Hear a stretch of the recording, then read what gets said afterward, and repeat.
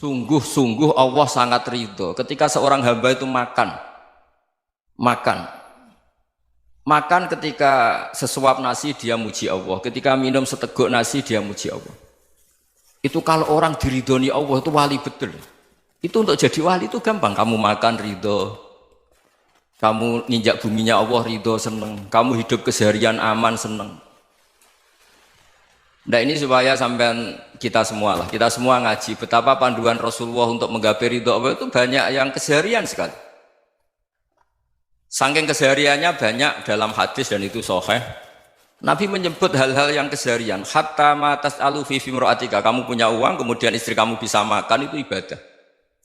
Bahkan sebagian ibadah itu dicontohkan Nabi yang akhirnya diprotes sahabat. Yaitu wa fi buti ahadikum sedekah, kamu menggauli istri kamu itu ya sedekah. Sampai sahabat bilang yang benar ya Rasulullah. Ayati ahaduna syahwatahu wa huwa lahu ajrun. Masa urusan biologis, urusan syahwat kemudian dia dapat pahala. Nabi menjawab, alaysa lawadu'aha fi haramin akana alaihi wisrun. Bagaimana kalau dia meletakkan ke yang tidak benar itu kan dosa. Nah, hal-hal seperti ini yang saya ingin teman-teman semua. Saya juga agak ingin ngaji demi Anda juga agak ingin. Itu dosa sekali ngaji kok pesanan kelompok tertentu itu enggak boleh. Islam itu untuk semua. Jadi ya cuma karena di depan saya jenengan ya seakan-akan jenengan korbannya. Itu ada ilmunya dalam usul fikih itu. Jadi orang itu harus ngaji usul fikih. Nama yang disebut, mungkin Mas Sufyan masih ingat zaman ngaji usul fikih. Nama yang disebut itu tidak jaminan sebagai prioritas perintah. Jadi misalnya gini, kebetulan yang di depan Nabi itu Abu Dzar.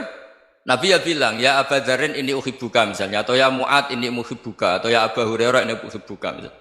Banyaklah riwayat yang Nabi nyebut ya Abu Dzarin, ya Mu'ad, ya Abu Hurairah. Kemudian misalnya Nabi meneruskan khitab, ini uhibbuka, saya mencintai kamu, fakul dubur sholatin, atau sebagian riwayat disebut fala tada'anna dubura kulli sholatin, Allahumma inni ala dzikrika wa syukrika wa husni ibadatik. Saya mencintai kamu, siapa saja. Mu'ad bisa, Abu Dzar bisa siapa? Saya mencintai kamu, mohon kalau habis sholat kamu jangan lupa wiridan Allahumma a'inni ala dzikrika wa syukrika wa husni ibadatik. Ya Allah, tolong kami permudah supaya mudah ingat engkau. Anda tidak bisa mentang-mentang, wong nama saya Parmin, nama saya Purnomo, itu yang diperintahkan Mu'ad misalnya. Jadi yang disebut satu, tapi khitab itu untuk siapa saja. Saya teruskan. Jadi saya mohon semua kita melakukan kebaikan itu kalau dalam kaidah fikih disebut al yakin la yuzalu bisyak. Banyak kebaikan yang kebenarannya itu 100%. Tidak punya efek samping ke pihak lain, ke kelompok lain, ke komunitas lain. Itu tadi misalnya Anda makan dan itu murah sekali, hanya butuh satu piring. Setiap punyaan kamu muji Allah, setiap minum kamu muji Allah. Itu redaksinya Rasulullah SAW disebut Allah sangat ridho ketika seorang hamba makan, kemudian dia memuji Allah, atau minum kemudian dia muji Allah. Logikanya gampang. Negara seperti ini yang kamu harapkan bentuknya kayak apa, mertua, ipar, komunitas, tetangga, itu nyata terjadi itu kan belum pasti. Sementara yang mesti terjadi adalah kamu butuh makan, kalau tidak mati. Butuh minum, kalau tidak mati. Butuh bumi yang nyaman ditempati, kalau tidak kita juga mati. Sebab itu Allah kalau menyebut nikmatnya itu hal-hal yang keseharian. Alladzi at'amahum min ju'. Allah itu siapa? Allah itu yang menciptakan kamu bisa makan. Tidak berlebihan. Allah itu yang menciptakan kondisi sosial itu ideal. Zaman Nabi itu ya ada orang munafik. Orang-orang pilihan Allah itu juga diuji orang sekelilingnya yang macam-macam. Semua diuji sesuai konteks zaman dan waktu.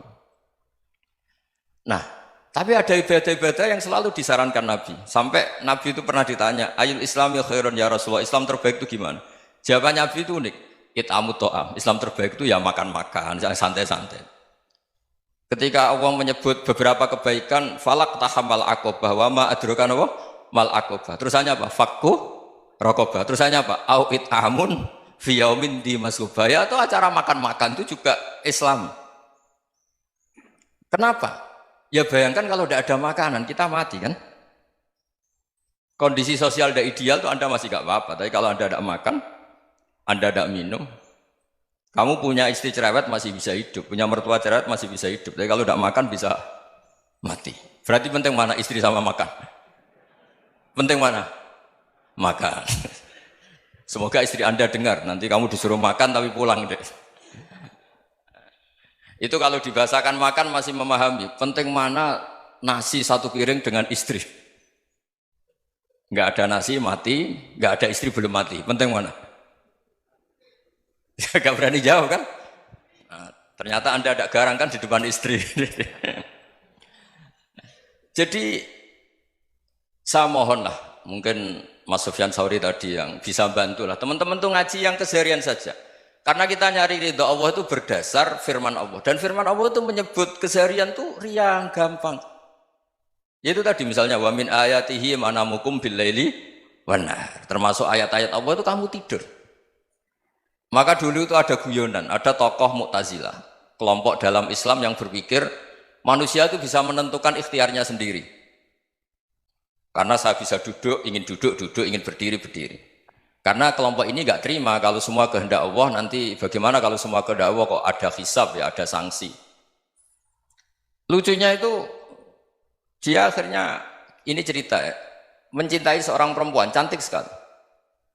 Dan itu dia menjadi ahli sunnah itu oleh hal-hal yang sepele. Karena istrinya cantik, ya namanya suami istri hubungan intim. Terus ditanya, Mas, masih ingin lagi? Masih. Silahkan diulang lagi. Wah ya tidak bisa. Katanya manusia bisa menentukan yang diinginkan. Itu tobat itu. Itu nggak bisa ditobatkan Mas Sufyan Ats-Tsauri. Orang cantik yang mudah nobatkan orang itu orang cantik. Segampang itu. Akhirnya kita tahu, makanya kalau dalam kitab Hikam itu disebut al-aqil mayyakul madza yaf'alu wa hubi wal ghafil mayyakul madza af'al.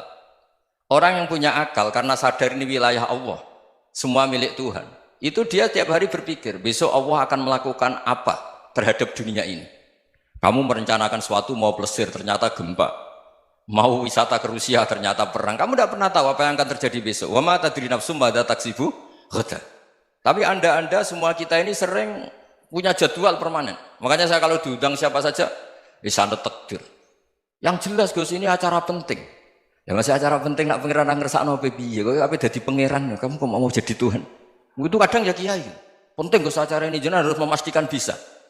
Loh kamu itu yang ngajarin tauhid, sesuatu itu biadillah kok bilang-bilang apa pasti. Kalau maksa terus tak tobatkan loh kamu kata saya. Ya kalau gitu Gus bilang insya Allah. Wah itu hati saya, fisik saya, roh saya sudah bilang insya Allah. Tidak usah kamu latih kata saya. Nah hal-hal tauhid keseharian itu gampang sebetulnya. Wal ghafil yaqulu madza af'al. Tapi orang yang lupa Allah dia setiap hari bilang besok apa? Kita bisa melakukan apa? Seakan-akan dia itu aktor, dia penting, dia subjek permanen, dia. Padahal kita ini hanya objek kehendak Allah Subhanahu wa taala. Karena kita yakin sesuatu yang terjadi di alam raya ini kita tidak bisa apa-apa. Makanya saya sering ngaji, sering bilang saya, ketika Anda mensifati Allah, Dia yang menghidupkan. Sudah itu tanamkan sehingga ketika kita mati santai saja. Kenapa santai? Allah punya cara menghidupkan kita. Zaman kita hidup juga gak tahu caranya ngelola jantung, ngelola paru-paru. Kamu juga gak tahu ngelola oksigen yang tidak beracun, tidak ngandung polusi. Tahu-tahu hidup. Gak ingin tua ya tahu-tahu tua, gak ingin mati tahu-tahu mati. Selama ini kita hidup juga gak tahu apa sebetulnya. Hanya gaya tok, punya jadwal, punya planning.